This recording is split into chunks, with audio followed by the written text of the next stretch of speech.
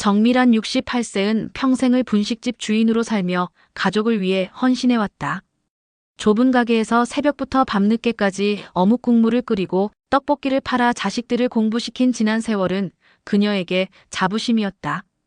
비록 주름진 손과 지친 어깨가 남았지만 그 삶의 무게는 곧 그녀의 존엄이기도 했다. 그날 새벽 아직 해가 뜨지 않은 시간에 갑작스러운 두드림 소리가 들려왔다. 할머니, 빨리 열어주세요. 당황한 미란이 문을 열자 1층 세입자 윤지아가 창백한 얼굴로 서 있었다. 간호사 지망생인 지아는 언제나 성실한 아이였는데 그날따라 눈빛이 두려움으로 떨리고 있었다.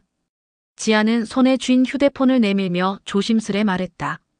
이거 보셔야 해요. 그냥 넘기시면 안 돼요. 화면에 떠 있는 이미지는 재개발 보상금 위임 계약서였다. 계약자란에는 분명 정밀한의 이름이 적혀 있었지만 서명은 어설프게 흉내낸 필체였다. 무엇보다 충격적인 것은 보상금 수령인이 아들 박성호와 며느리 최다연으로 되어 있다는 사실이었다. 순간 미란의 손끝이 얼어붙는 듯했다. 수십 년 동안 땀 흘려 지켜온 터전, 분식집이 자리한 이 집은 그녀 인생의 마지막 보루였다. 그런데 가장 믿었던 자식이 그것을 빼앗으려 위조까지 했다는 사실은 가슴 깊은 곳을 찌르는 배신이었다. 머릿속에서는 며칠 전 아들의 말이 겹쳐졌다. 엄마, 서류 같은 건 제가 챙길게요. 요즘 기억도 자주 잊으시잖아요. 그때는 효심이라 여겼지만 이제는 모든 것이 치밀한 계산이었음을 깨닫는다. 미란의 심장은 분노와 절망으로 요동쳤다. 하지만 곧 주저앉을 수 없다는 생각이 치밀어 올랐다. 지금 물러서면 삶 전체가 부정당하고 자신을 지탱해온 존엄마저 잃게 된다. 그래, 도망치지 않는다. 싸워야 한다. 미라는 이를 악물었다. 새벽의 고요 속에서 그녀는 더 이상 희생하는 어머니가 아닌 자신의 인생을 지키는 전사가 되기로 결심했다. 정미라는 그날 새벽 지아가 전해준 계약서의 충격에서 쉽게 벗어나지 못했다. 차가운 바람을 맞으며 한동안 멍하니 서 있다가 결국 짐 몇 개만 챙겨 오랜 친구 김혜숙의 집으로 발걸음을 옮겼다. 혜숙은 분식집 시절부터 함께 울고 웃었던 동료였다. 서로의 고생을 누구보다 잘 아는 사이였기에 미라는 본능적으로 그녀를 찾아간 것이다. 미란아, 대체 무슨 일이야? 얼굴이 말이 아니네. 혜숙은 걱정스러운 눈빛으로 묻자 미라는 떨리는 손으로 휴대폰 속 계약서를 보여주었다. 혜숙은 잠시 말을 잃었다가 이내 분노에 찬 목소리로 말했다. 내 아들이 어떻게 이럴 수가 있어? 그제야 미란의 기억 속에서 지난날의 대화들이 하나둘 되살아났다. 성호가 자신을 설득하던 순간들이 마치 퍼즐처럼 맞춰졌다. 엄마, 중요한 서류는 제가 보관할게요. 요즘 기억이 자꾸 흐리시잖아요. 제가 챙기는 게 안전해요. 그 모든 말이 효심이 아니라 함정이었음을 깨닫자 미란의 가슴이 더욱 무너져 내렸다. 믿었던 피, 평생 희생에 길러낸 자식이 자신을 속이고 짓밟으려 했다는 사실은 상처이자 배신이었다. 하지만 미란은 눈물을 삼켰다. 이제는 두려움보다 분노가 앞섰다. 혜수가, 내가 그냥 당하고 있을 수는 없어. 이대로 빼앗길 수는 없잖아. 내 삶인데. 그 말 속에는 흔들림 없는 결의가 담겨 있었다. 혜숙은 그녀의 손을 꼭 잡으며 말했다. 내가 맞아. 가만히 있으면 진짜로 다 빼앗겨. 내가 아는 변호사가 있어. 사람들 어려운 일 도와주는 분인데 그분을 꼭 만나보자. 새벽의 충격이 아직도 미란의 가슴을 짓누르고 있었지만 혜숙의 따뜻한 손길과 단호한 목소리는 그녀에게 작은 빛이 되었다. 평생 자식 뒤에서만 살아온 삶이 이제는 끝나야 한다는 생각이 들었다. 더 이상 피해자가 아닌 싸우는 주인공이 되겠다는 결심이 굳어졌다. 며칠 뒤 정미란과 김혜숙은 서울 시내의 한 소박한 변호사 사무실을 찾았다.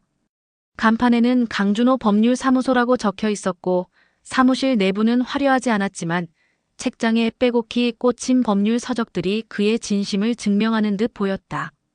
강준호 변호사는 이미 지역에서 약자들을 대변하는 인권 전문 변호사로 이름이 알려져 있었고 어려운 사건을 맡으며 불효자식 저격수라는 별명까지 얻은 인물이었다. 미라는 긴장된 얼굴로 자초지종을 설명했다. 보상금 위임 계약서에 자신의 이름이 쓰여 있었지만 서명은 위조였고 수령이는 아들과 며느리라는 사실.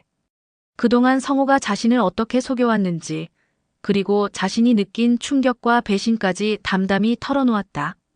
말하는 내내 목소리는 떨렸지만 그녀의 눈빛만은 결코 흔들리지 않았다. 이야기를 다 들은 강준호는 단호하게 말했다. 이건 단순한 가족 갈등이 아닙니다. 사문서 위조와 사기 미수에 해당하는 명백한 범죄예요. 절대로 그냥 넘어가시면 안 됩니다. 그의 목소리에는 확신이 담겨 있었고 미라는 그 순간 조금은 숨을 돌릴 수 있었다. 강준호는 사건 해결을 위해 체계적인 계획을 세웠다. 먼저 위조된 계약서를 확보하고 성호와 다연의 금융 내역을 추적해야 했다. 그 과정에서 그들이 빚에 몰려있다는 사실이 드러날 가능성이 높았다. 또 가장 중요한 것은 증언이었다. 미란이 처음 계약서를 보게 된 경위를 설명해 줄 윤지아의 증언은 사건의 진실을 밝히는 열쇠가 될 수 있었다. 윤지아 씨의 증언이 확보된다면 그 위조 서류가 어떻게 세상에 드러났는지 명확해집니다. 그리고 금융 자료와 녹취록이 더해지면 법적으로도 승산이 충분해요. 강준호는 차분히 설명했고 미라는 그의 말 속에서 힘을 얻었다. 옆에서 듣던 해숙은 팔짱을 끼며 말했다. 이제 미란이는 혼자가 아니에요. 저도 끝까지 함께할 겁니다. 그 말에 미라는 눈시울이 붉어졌지만 눈물은 흘리지 않았다. 이제는 슬픔보다 싸워야 한다는 의지가 더 크기 때문이었다. 그날 사무실을 나서며 미라는 마음속으로 다짐했다. 그래, 이제부터는 나 혼자가 아니야. 내 편이 있다. 그리고 나는 절대 무너지지 않을 거야. 며칠 뒤 뜻밖의 기회가 찾아왔다. 윤지아가 늦은 밤 귀가하던 길에 1층 복도에서 성호와 다연의 날 선 대화를 우연히 듣게 된 것이다. 두 사람은 술 기운이 오른 탓인지 목소리를 낮추려는 노력조차 하지 않았다. 내가 그때 명품 가방만 안 샀어도 이 꼴은 안 났잖아. 성호의 목소리는 억울함과 분노로 갈라져 있었다. 뭐, 주식으로 수천만 원을 날린 건 당신이잖아. 내가 사치 좀 한 게 무슨 대수라고. 다연도 지지 않고 맞섰다. 지아는 휴대폰을 조심스레 꺼내 녹음을 시작했다. 그들의 대화는 곧 뚜렷한 진실을 드러냈다.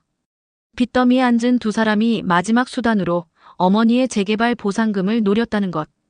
성호는 엄마가 서류도 잘 모르고 기억도 흐려지니 쉽게 넘어갈 줄 알았다라고 말했고 다연은 그 돈만 들어오면 다시 일어설 수 있다고 답했다.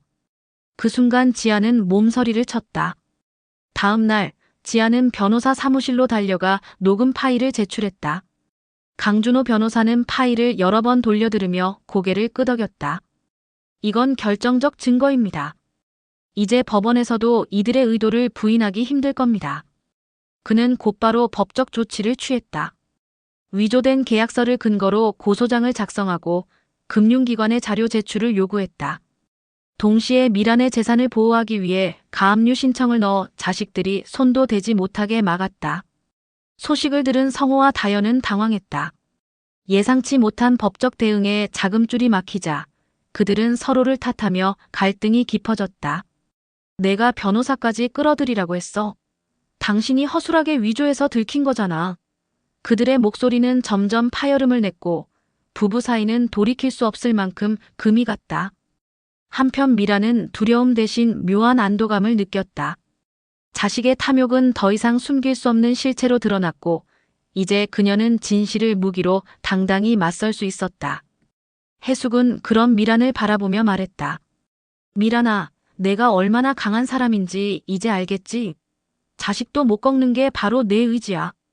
미라는 고개를 끄덕였다. 분노의 불길은 아직 꺼지지 않았지만 이제는 두려움이 아닌 힘이 되어 그녀를 지탱하고 있었다. 마침내 재판의 날이 다가왔다. 법정 안은 팽팽한 긴장감으로 가득했다. 피고석에 앉은 성호와 다연은 끝까지 혐의를 부인했다. 성호는 억울하다는 듯 목소리를 높였고 다연은 눈물을 흘리며 우린 그런 짓을 한 적 없다고 주장했다. 그러나 강준호 변호사가 제출한 위조 서류, 금융 자료, 그리고 지아가 녹음한 대화 파일과 증언은 움직일 수 없는 증거였다. 판사는 단호하게 판결을 내렸다. 피고인 박성호, 최다연은 사문서 위조 및 사기 미수 혐의가 인정됩니다. 법정안이 술렁이었고 성호와 다연의 얼굴은 창백하게 질렸다. 미라는 순간 눈물이 핑 돌았지만 곧 깊은 호흡으로 감정을 다잡았다. 이제 그녀의 삶은 다시는 그들에게 흔들리지 않을 것임을 알았기 때문이다. 재판이 끝난 후 미라는 법적 절차를 통해 자식과의 인연을 정리했다. 서류 한 장에 도장을 찍는 순간 가슴 한편이 저릿했지만 동시에 후련함이 밀려왔다. 피는 물보다 진하다는 말은 더 이상 그녀에게 위로가 아니었다. 이제는 자신을 지키는 것이 곧 삶을 지키는 길이라는 걸 알았다. 시간은 조금씩 흘러갔다. 미라는 윤지아와 함께 작은 카페를 열었다. 지아는 커피를 내리고 미라는 오랜 세월 분식집에서 다져온 손맛으로 간단한 디저트를 만들었다. 젊은 열정과 노년의 지혜가 만나 카페는 동네 사람들에게 금세 입소문이 났다. 사장님, 떡볶이랑 커피 조합이 이렇게 잘 어울릴 줄 몰랐어요. 손님들의 웃음은 미란에게 새로운 활력을 불어넣었다. 해숙과는 틈틈이 바닷가 여행을 다니며 청춘 시절로 돌아간 듯 웃음을 나눴다. 갯바람을 맞으며 해숙이 말했다. 내가 이렇게 웃는 모습 참 오랜만에 본다. 미라는 파도 소리를 들으며 조용히 대답했다. 이제 두렵지 않아. 행복은 내일 아침 눈 뜨는 게 두렵지 않은 거잖아. 하늘은 맑고 파도는 끝없이 부서졌다. 그 순간 미라는 깨달았다.